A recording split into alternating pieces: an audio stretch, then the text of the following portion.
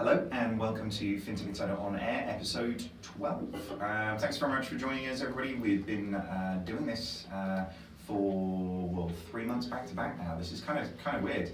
I kind of remember when we started this one, Pat had literally no expectation that I would kind of be here for this amount of time to do it, and all bar one of them, I've actually managed to be in the office. So, and now we've got all the remote mics, we can start doing this anywhere on the planet, which is kind of exciting. So, indeed, well, yeah, no excuses when I can do it anywhere, right? So, if you haven't checked out the previous episodes, there was a really good one last week. Myself and Jason Bates sat down and talked about the announcement around Apple Card. Really interesting, great response from that, some really interesting comments. So if you haven't watched that one, go check it out. Give us a comment, let us know what you think. If there's any other topics that you want us to cover, coming up to week 13, we've got no idea what we're going to be talking about next week, but if there's a comment or a topic or somebody you want us to kind of bring in and talk to, just drop me an email on david@11fs.com and we can have a discussion about it. All right, so this week we're going to be talking about a subject matter that we haven't brought in before. But before we kind of get into that, it's probably good for me to introduce who these chaps are.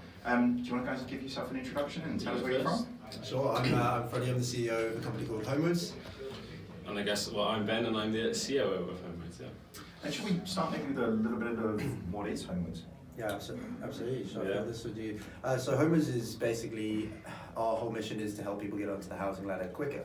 And there are a ton of people trying various different routes to making that happen.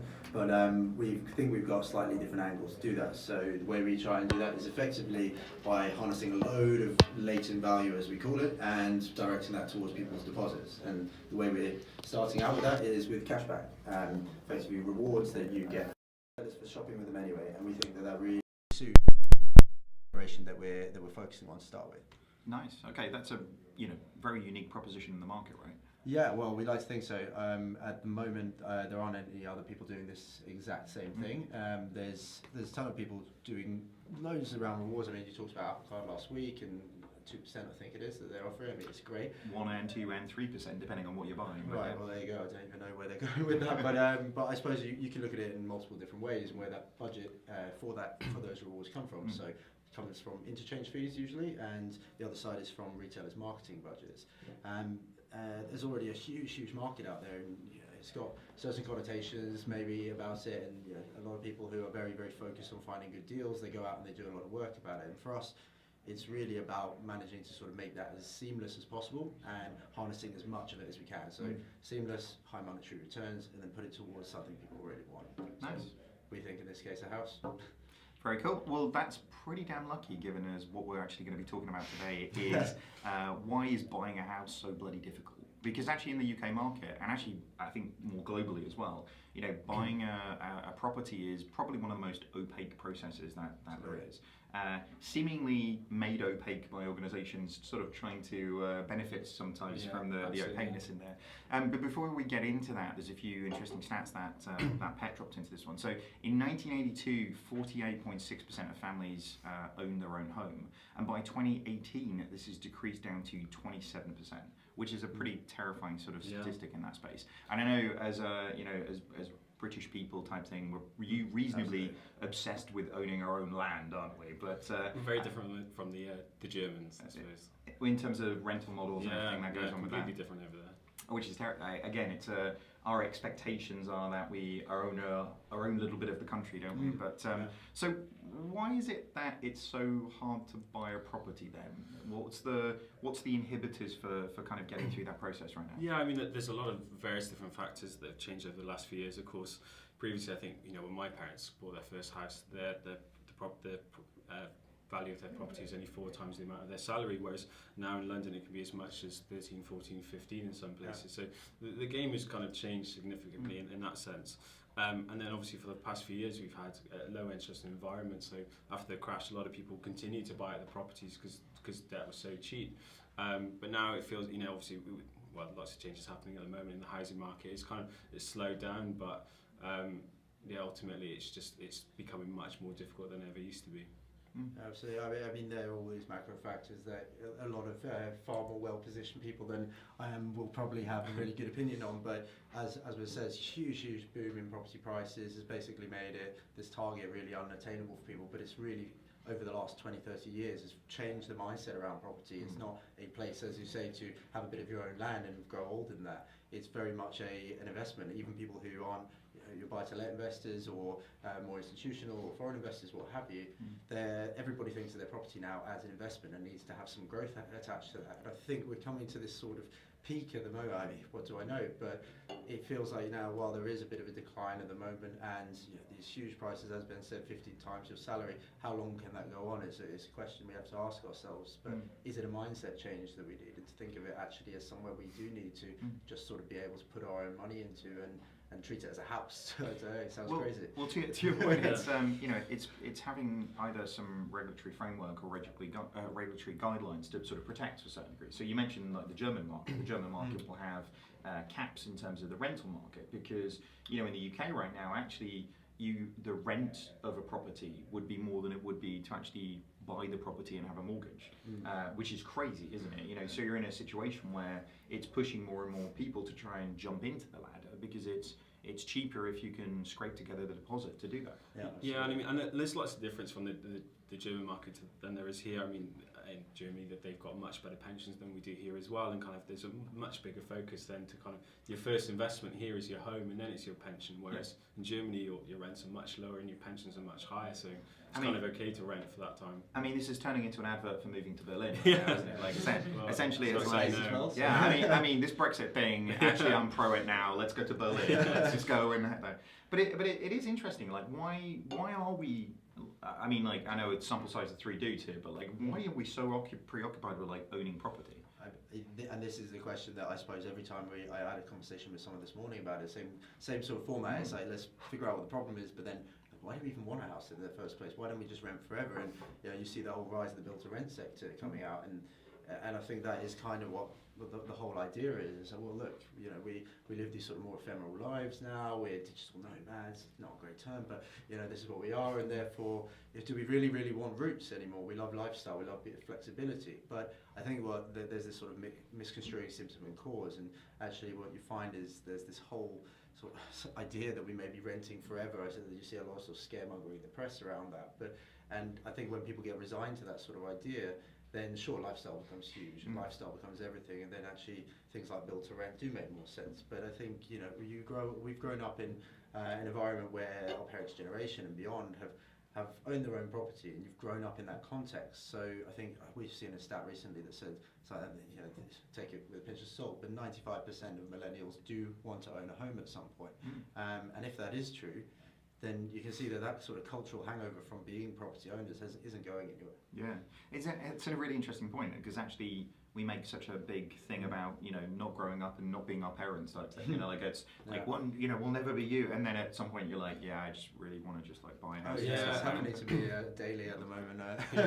And I think that's part of it, is that a lot of these things have just shifted to later in life. I mean, my parents, I think, maybe bought in their early 20s, and that's now just becoming more the norm is now in your 30s. So people are kind of enjoying their lifestyle as it were in their 20s, but people are kind of interpreting that as now people want to rent forever. It's just that's kind of pushed backwards. I think life stages are changing. They're swapping around. From the work you'll do with a lot around sort of saving targets and all these sort of things, you'll see people having kids before they're getting married, and then maybe they're having a home before. It's all swapping around, and I think that's kind of a symptom of what we are as a generation, as a culture now. But I don't think it's completely eradicated that as a life stage. Yeah, it's interesting, and like I say, I do love the idea that we just end up following a similar pattern that other people have done, because like human beings just repeat stuff type thing. But as much as we sort of kick and scream not to do it, like humans just follow patterns, right? So, I think so.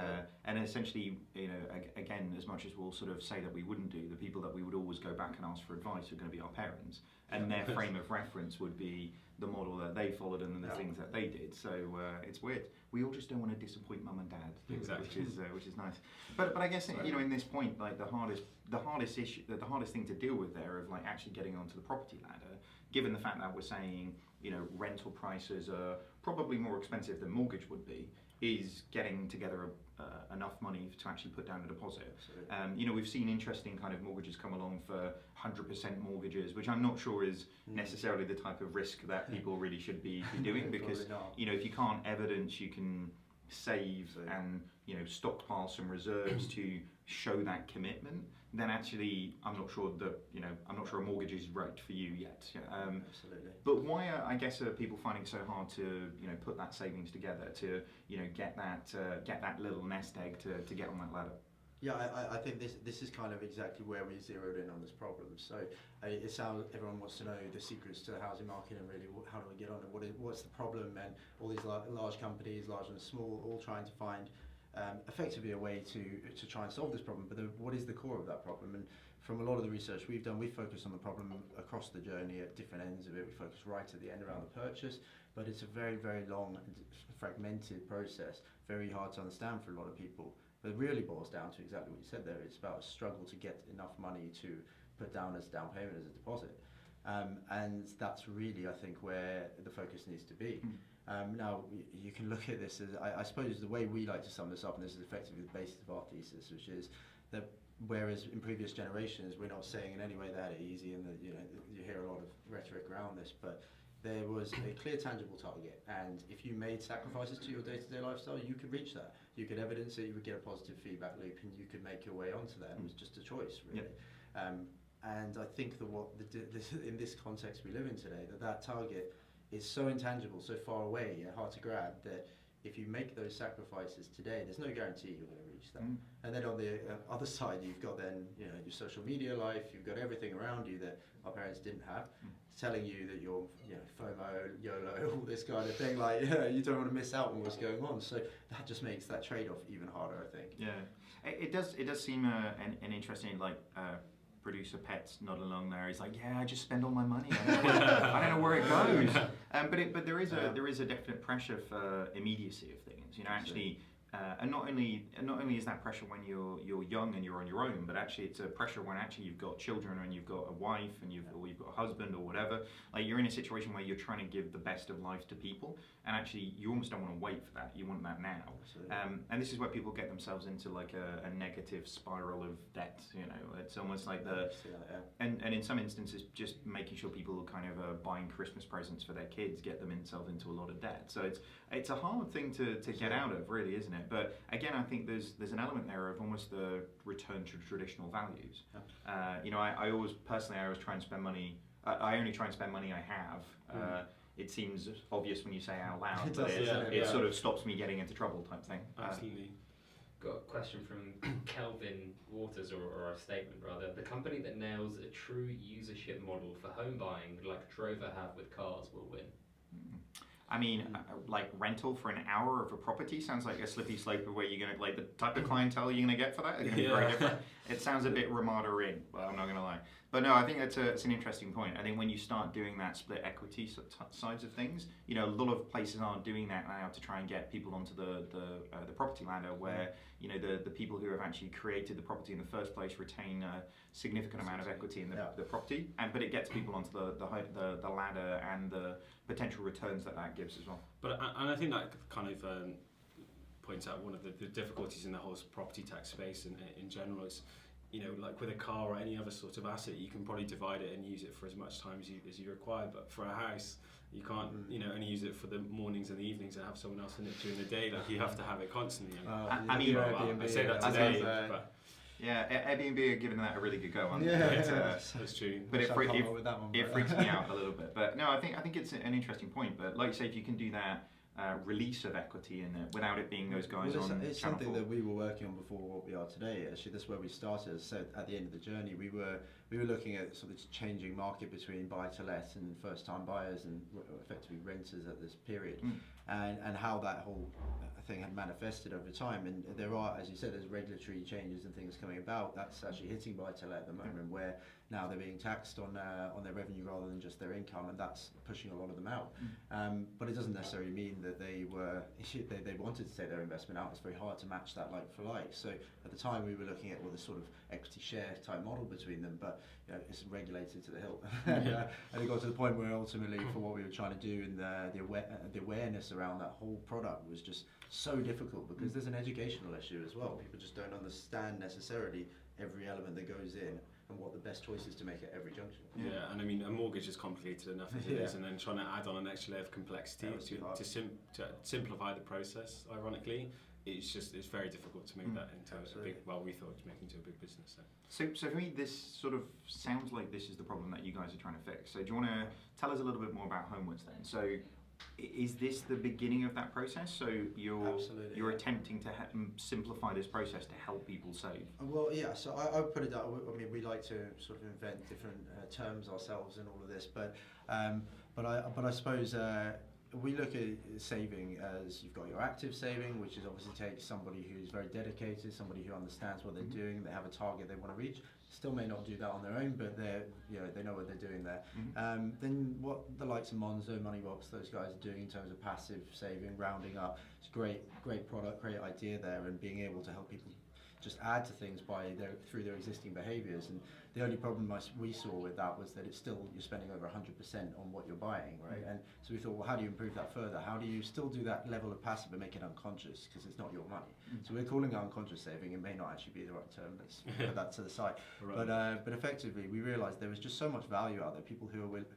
Businesses who are willing to effectively pay people to, whether it's for their attention, whether it's for a share of their wallet, whether it's for their future business, what have you. And how do we harness that as seamlessly as possible? And that's effectively what we want to do.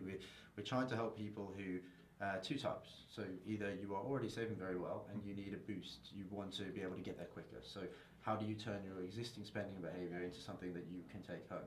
And the others are people who like myself, I'm not that great at saving, and if I'm already spending on things, how do I get that first bit of sort of positive feedback? And I see something building up, and then decide, I'm actually going to add to this, because this is something I can start to see a behavioural change in myself, and something that I can build towards. So that's really where we're focused on at the moment. Well, that's really interesting. That, like I said, that sort of passive saving. There are a few things that have sort of come along, the sort of save the change pieces. But then, like you say, making that something where you're benefiting while you're doing the thing that you would want to have done anyway, is a nice thing, especially if you're putting that away for something as significant as building towards a property. Right? Exactly.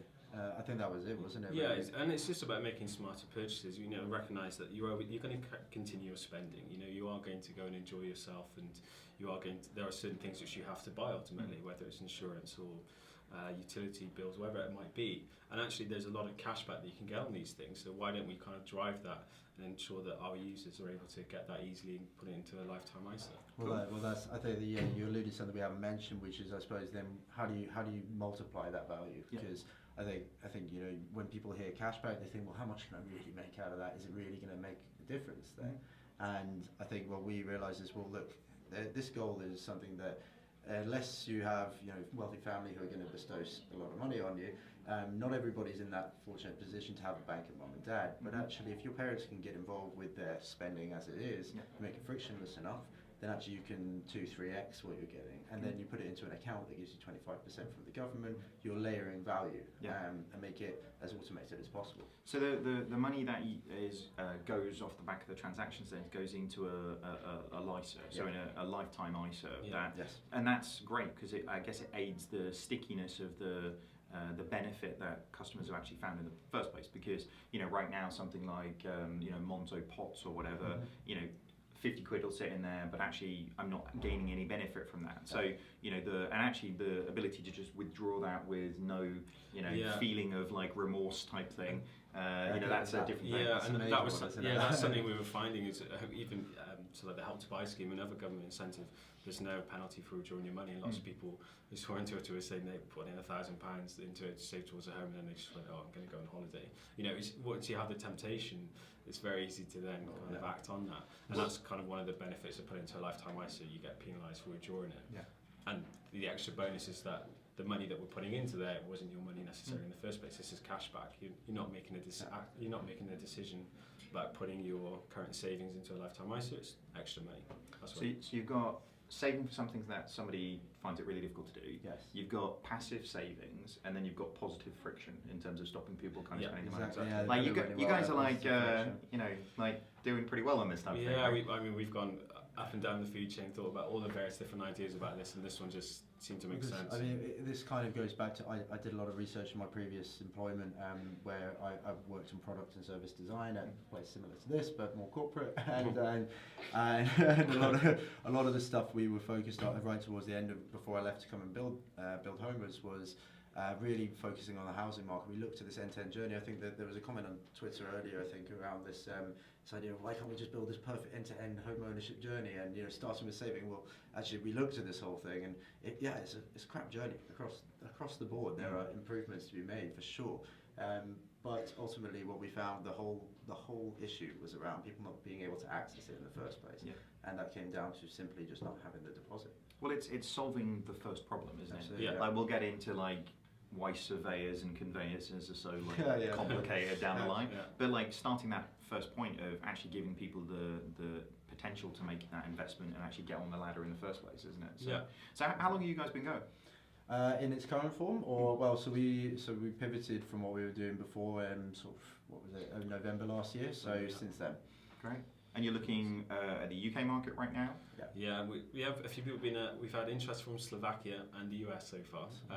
Not sure which one we would choose. I'm not sure where we're going. Actually, next, the US it's got a lot of interesting innovation going on in the PropTech scene. Actually, lots of interesting things, fractional ownership, but all sorts of crazy models that I don't think we're quite ready to adopt over here yet. Yeah. I mean, the last time the US got into crazy mortgage models, that worked out really well, didn't it? Yeah. So, well, if anybody's seen the long short, then very familiar.